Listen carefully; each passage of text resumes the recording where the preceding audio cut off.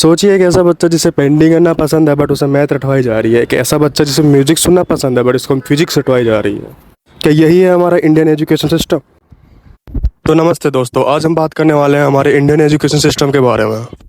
ये वही सिस्टम है जिसने लाखों डॉक्टर, लाखों आईएएस एंड लाखों इंजीनियर्स दिए हैं। लेकिन इस सिस्टम ने लाखों बच्चों के ड्रीम को कुचला भी है।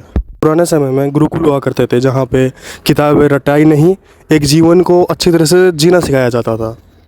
जब से ब्रिटिश टाइम विजुअल्स आए हुए हैं, एक इतना स्ट्रेस हो चुका है कि बच्चा समझ नहीं पाता है कि करे तो करे क्या।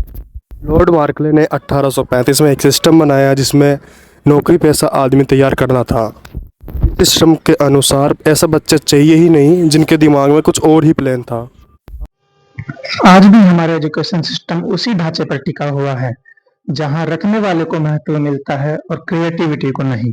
यहाँ पर मार्कशीट से ही इंसान की काबिलियत नाप ली जाती है और टैलेंट को देखा तक नहीं जाता। इस सिस्टम की वजह से आने वाली कुछ मेजर प्रॉब्लम्स बच्चों पर पढ़ाई का बोझ, रिजल्ट का डर, बेरोजगारी और विदेश भागता टैलेंट। दोस्तों, कमी हर सिस्टम में है लेकिन बदलाव भी संभव है और इस सिस्टम में आने वाला एक बहुत बड़ा बदलाव है नेशनल एजुकेशन पॉलिसी 2020। जैसे अब बच्चों को सिर्फ किताबें नहीं रटवाई जाएंगी बल्कि उन्हें स्किल्स भी सिखाई जाएंगी। पहले साइंस वाला मैथ्स नहीं ले सकता था और आर्ट्स वाला कॉमर्स नहीं ले सकता था, लेकिन अब ऐसा नहीं है। अब एक साइंस वाला भी म्यूजिक भी आराम से पढ़ सकता है। एक और मेजर बदलाव ये है कि अब बच्चे को पढ़ाई के साथ साथ इंटर्नशिप और ऑन हैंड क्रेडिट भी मिलेगा ताकि बच्चा आने वाली परेशानियों को समझ पाए। अब हम बात करते हैं साल भर की परफॉर्मेंस को महत्व देने की बात।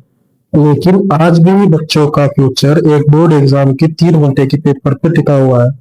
बच्चों को रीजनल लैंग्वेज में पढ़ाने की योजना है, लेकिन ग्राउंड रियलिटी ये है कि बुक्स और ट्रेंड टीचर्स की कमी होने के कारण ये लागू होना बहुत मुश्किल है। सिस्टम कहता है कि बच्चों को सिर्फ नौकरी ढूंढने वाला नहीं, नौकरी देने वाला यूथ बनाना चाहिए। लेकिन सच यह है कि अभी भी लाखों ग्रेजुएट बिना जॉब के घूम रहे हैं। दोस्तों, अगर ये बदलाव सिर्फ कागजों पे ना रहकर असल जीवन में लागू हो जाए तो आने वाला भारत वो होगा जहाँ हर बच्चा अपने सपनों के हिसाब से पढ़ाई करेगा, जहाँ क्रिएटिविटी दवाई नहीं सेलिब्रेट की जाएगी और जहाँ हमारा एजुकेशन सिस्टम सिर्फ डिग्री नहीं बल्कि असली ज्ञान और आत्मविश्वास देगी। याद रखिए, शिक्षा का मतलब सिर्फ अच्छे अंक लाना नहीं, अच्छा इंसान बनाना है।